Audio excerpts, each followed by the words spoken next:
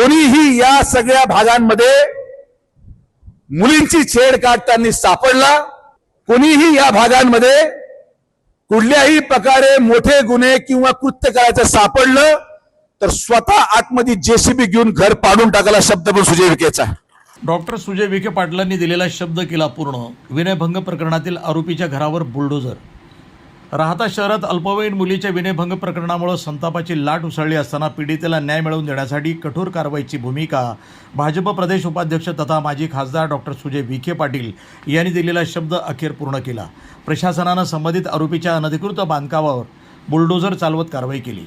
घटना घडल्यानंतर डॉक्टर सुजय विखे पाटील यांनी पीडित कुटुंबियाची भेट घेत त्यांना न्याय मिळवून देण्याचं आश्वासन दिलं होतं. तसंच महिलांच्या सन्मानाशी खेळ करणाऱ्या विरोधात कोणतीही दया दाखवली जाणार नाही असा इशाराही त्यांनी दिला होता.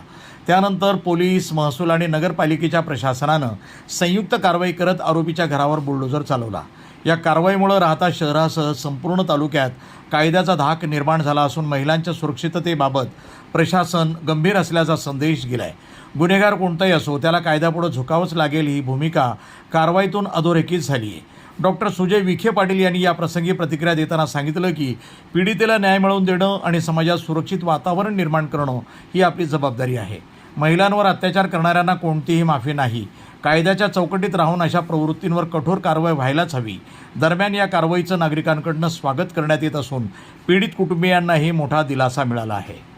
वृत्तसंपादन विभाग, न्यूज टुडे 24, राहुरी.